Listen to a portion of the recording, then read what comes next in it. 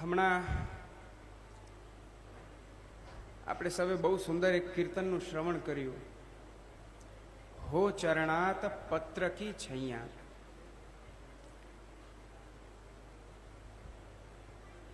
ભક્તિ માર્ગમાં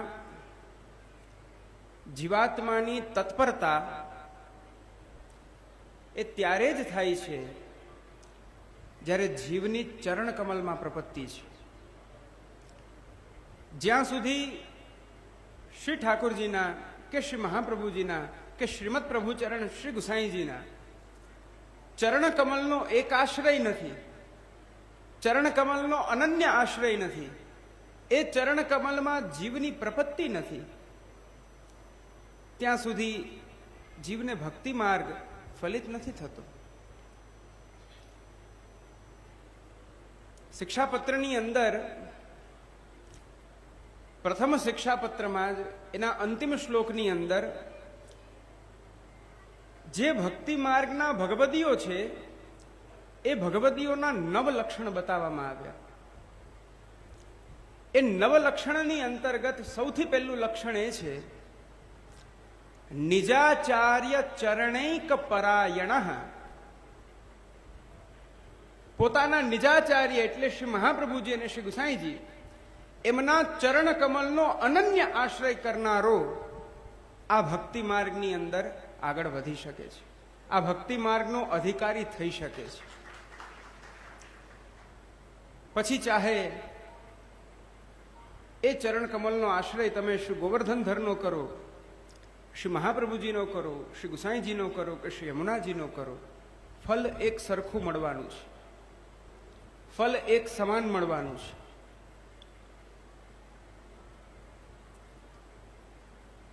પ્રભુના ચરણ કમલ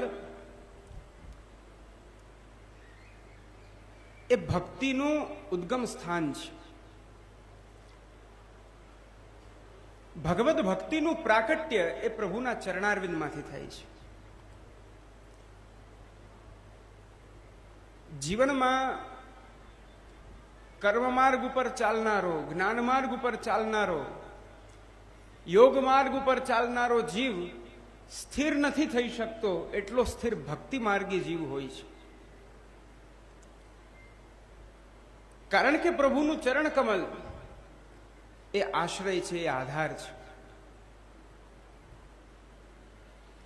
એવું સુસ્થિર નિત્ય આશ્રય જ્યારે પ્રાપ્ત થઈ જાય, એ પ્રાપ્ત થયા પછી જીવ ડગતો નથી. શ્રીમદ ભાગવતના એકાદશ સ્કંદની અંદર પ્રારંભમાં જ ભગવત ચરણારવિંદનું શું મહાત્મ્ય છે, ભગવત ચરણ કમલનો આશ્રય જીવે આ કરાલ કાળમાં શા માટે લેવો જોઈએ, એનું બહુ અદ્ભુત વર્ણન કર્યું છે. કહ્યું છે ધ્યેયમ સદા પરિભવગ્નમ અભિષ્ટ દોહમ તીર્થાસ્પદમ શિવ વિરિંચી નુતમ શરણ્યમ ભૃત્યાર્તિહમ પ્રણતપાલ ભવાબ્ધિપોતમ વંદે મહાપુરુષતે ચરણારવિંદમ. સૌથી પહેલા કહ્યું ધ્યેયમ. ભગવત ચરણારવિંદ એ છે કે એનું જીવે અહર્નિશ ધ્યાન ધરવું જોઈએ, એ ચરણ કમલનું અહર્નિશ ચિંતન કરવું જોઈએ. અને એ ચરણ કમલના ધ્યાનનું ફલ શું તો કહ્યું પરિભવગ્નમ. આ ચરણ કમલનું ધ્યાન કરનારા જીવના જન્મ મૃત્યુનું જે આ ચક્ર છે, આ ચક્ર તૂટી જાય છે. પરિભવગ્નમ.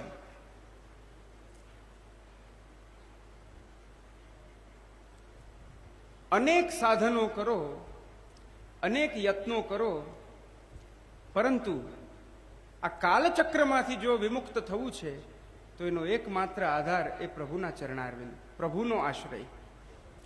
એટલા માટે શ્રી મહાપ્રભુજીએ આપે જે આજ્ઞા કરી છે કૃષ્ણ એવ ગતિર મમ, શ્રી કૃષ્ણના જ યુગલ ચરણ કમલની અંદર મારી ગતિ થાઓ, એનું કારણ શું? જીવ આ કાલચક્રથી મુક્ત થવાને માટે કોનો આશ્રય કરશે, કોનું શરણ ગ્રહણ કરશે, જ્યારે આ કરાલ કાલમાં ધર્મના 6 અંગ પણ દૂષિત થયા છે. દેશ કાલ કર્તા દ્રવ્ય મંત્ર કર્મ ચતુર્વિધ પુરુષાર્થ, આ સર્વ કાંઈ આ કરાલ કાળમાં જીવ કરી નથી શકતો. ત્યારે એનો એકમાત્ર આધાર રહે છે, એ છે ભગવત શરણાગતિ, પ્રભુના ચરણ કમલનો એકમાત્ર આશ્રય.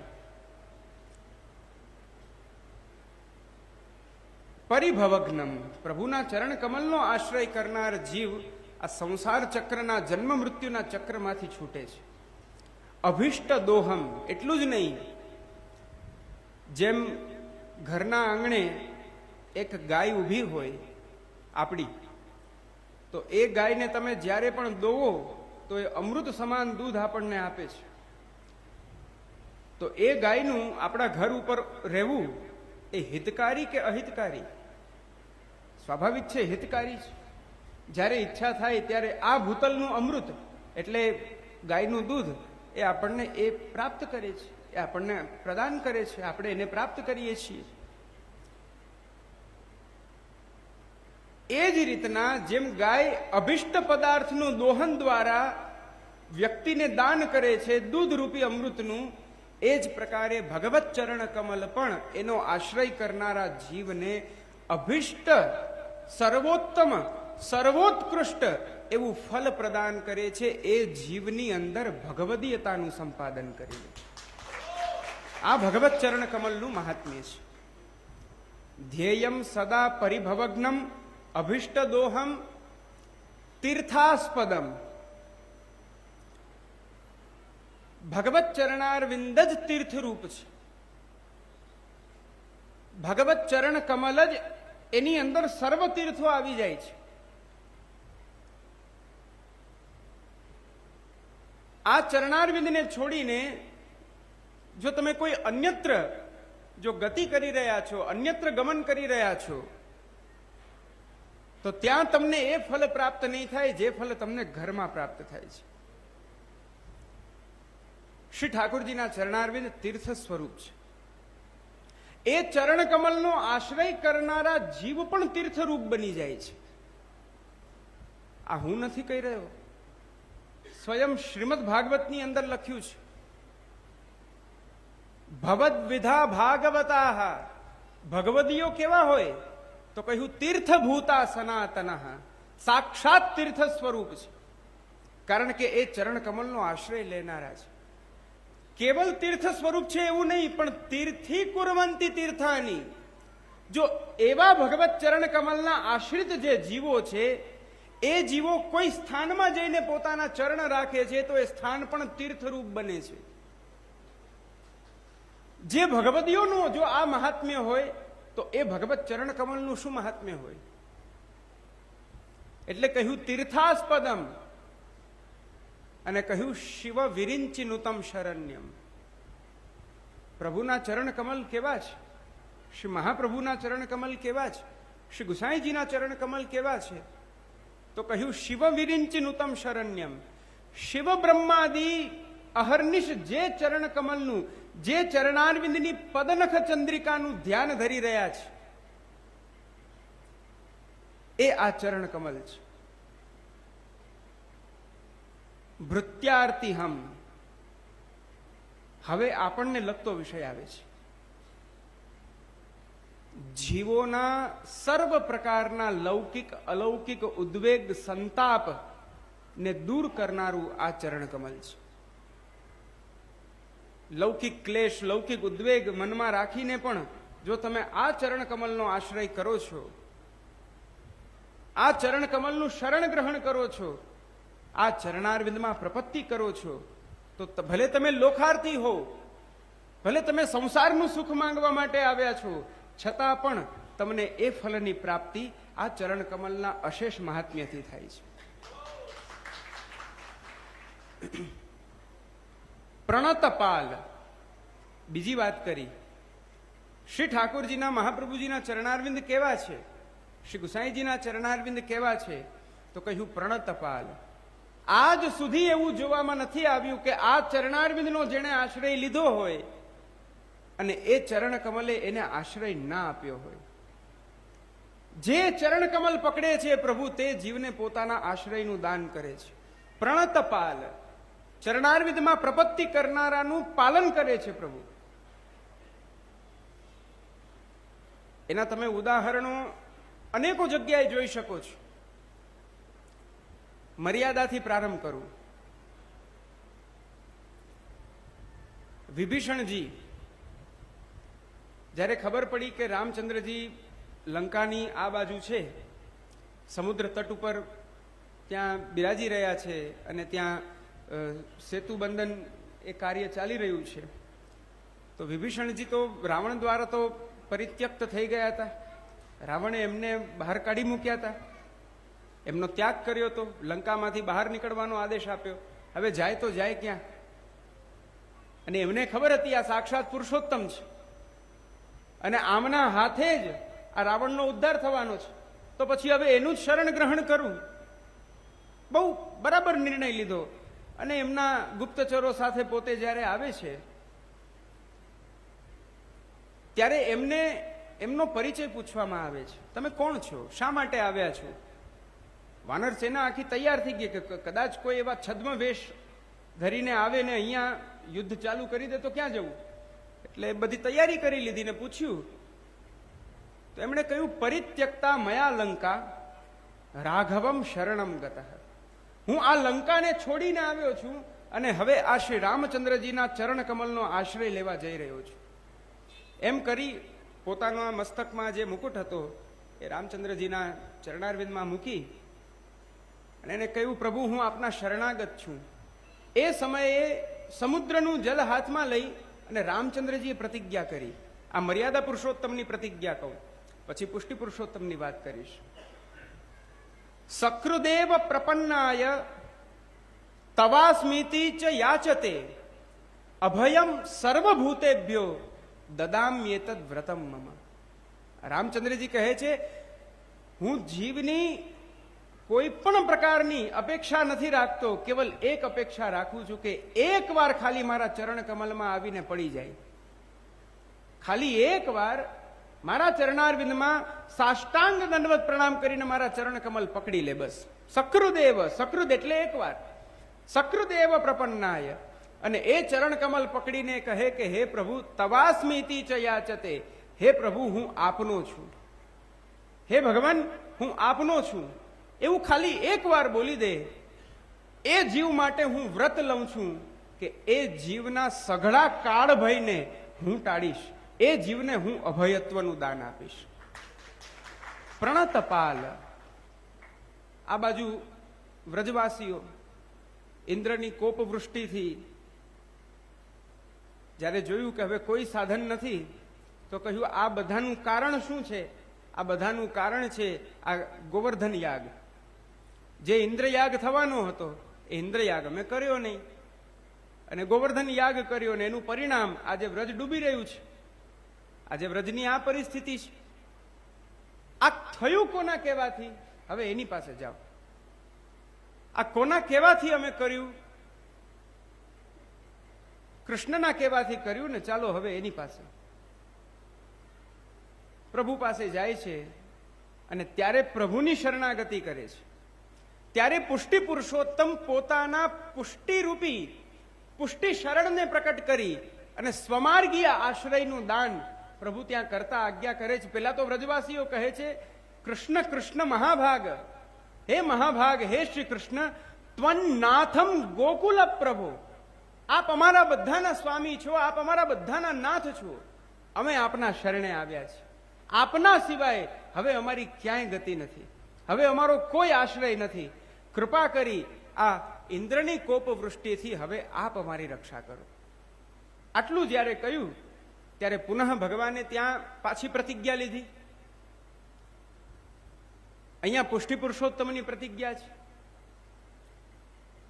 ત્યાં રામચંદ્રજીએ મર્યાદાની પ્રતિજ્ઞા લીધી છે અને એ પ્રતિજ્ઞામાં પ્રભુએ શું કહ્યું છે? આ લોકોને હું અભયદાન આપીશ.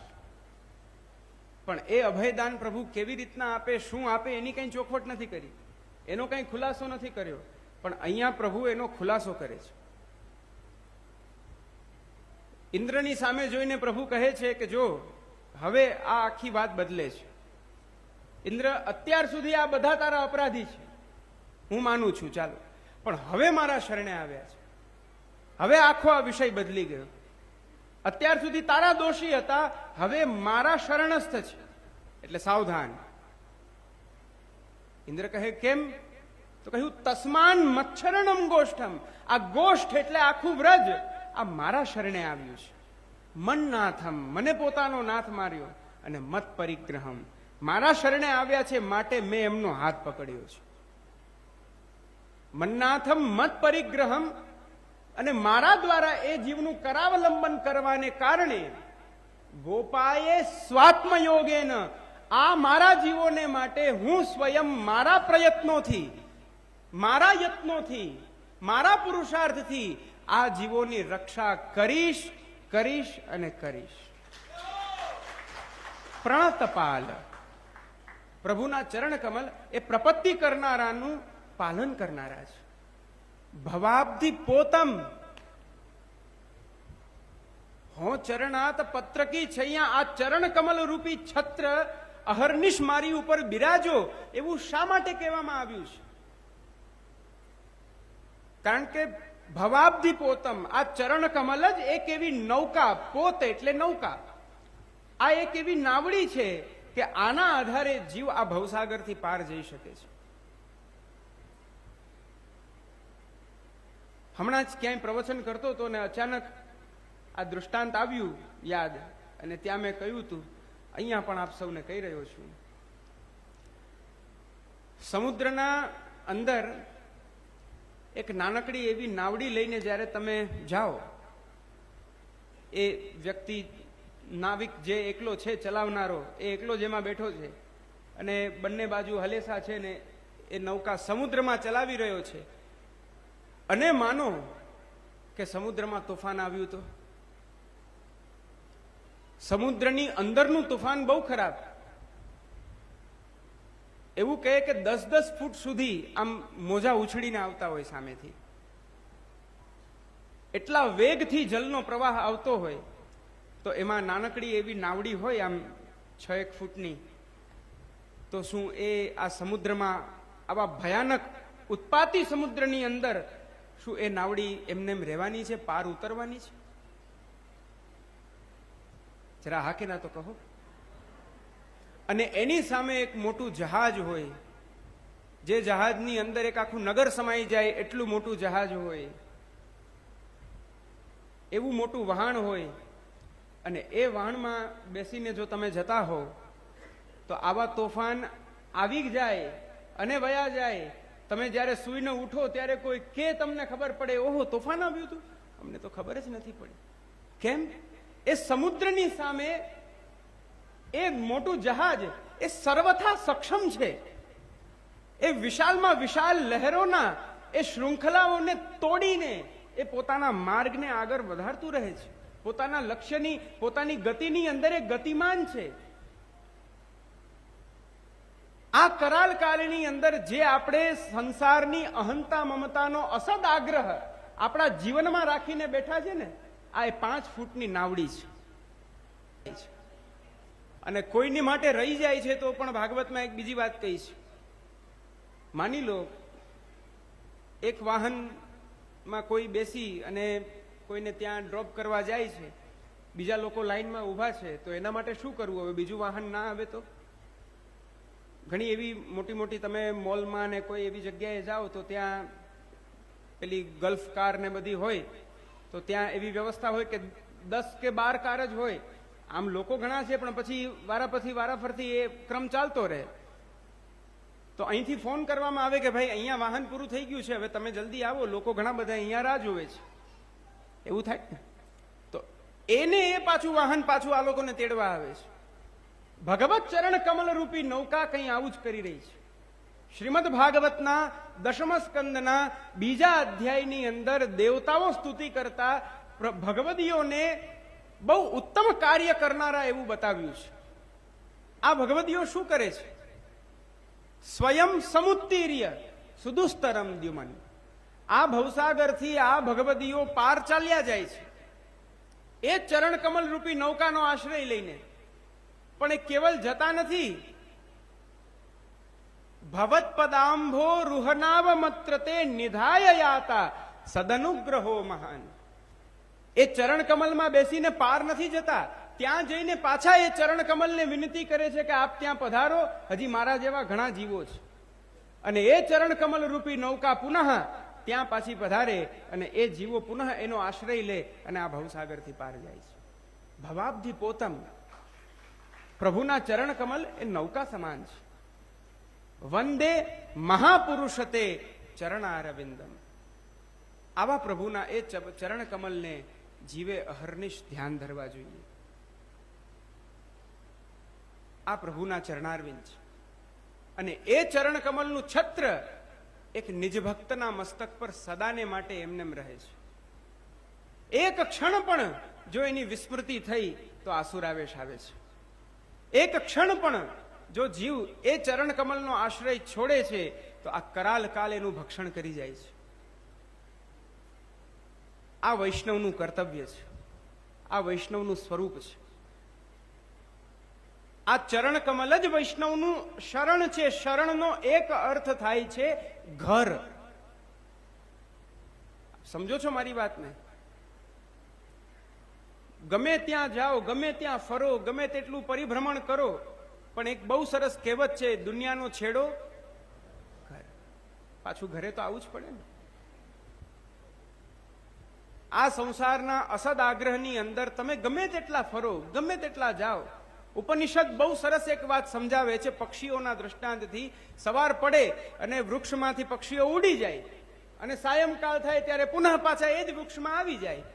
બસ એ જ રીતના ગમે તેટલા ભટકો, ભલે હજી અનેક જન્મો ગ્રહણ કરો, પણ છેલ્લે તો આ જ ચરણ કમલનો આશ્રય લેવો પડશે. આ જ ચરણ કમલ આપણો આધાર છે, આ જ આપણું મૂળ છે. અને આ ભક્તિ માર્ગ છે, શ્રી મહાપ્રભુજીનો માર્ગ છે. ભક્તિ માર્ગસ્ય કથનાત પુષ્ટિરસ્તીતિ નિશ્ચય.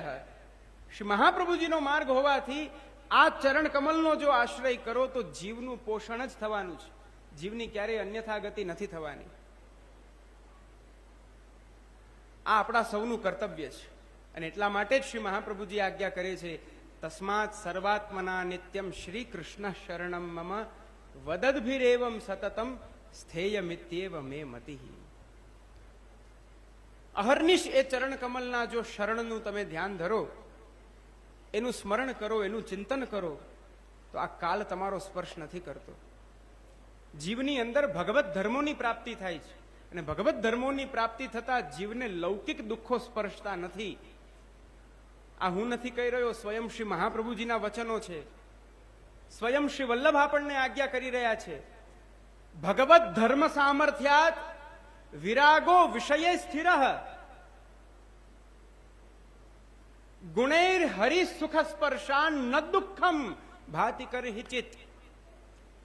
ભગવત ધર્મો જેની અંદર પ્રકટ થઈ ગયા ભગવત ચરણારવિંદના આશ્રયથી, એ જીવને સંસારમાંથી સહજ અરુચિ ઉત્પન્ન થઈ જાય છે. સહજ એનો વિરાગ પ્રકટ થઈ જાય છે. અને જ્યારે અહંતા મમતામાંથી જીવનું ચિત્ત નીકળી જાય ત્યાર પછી એને લૌકિક દુઃખો સ્પર્શતા નથી, કારણ કે એ જીવ ભગવત ગુણગાન પરાયણ છે. આ શ્રી મહાપ્રભુજીનો માર્ગ છે. આ માર્ગમાં આપણે સૌએ તત્પર થવું જોઈએ. આ ચરણ કમલનો જ આપણે આશ્રય લેવો જોઈએ. બસ આજના આ મંગલમય અવસરે આપ સૌને બસ આટલો જ ઉપદેશ પ્રદાન કરી મનોરથી પરિવાર સહિત આપ દરેક આત્મીયજનોને અંતઃકરણપૂર્વક શુભાશીર્વાદ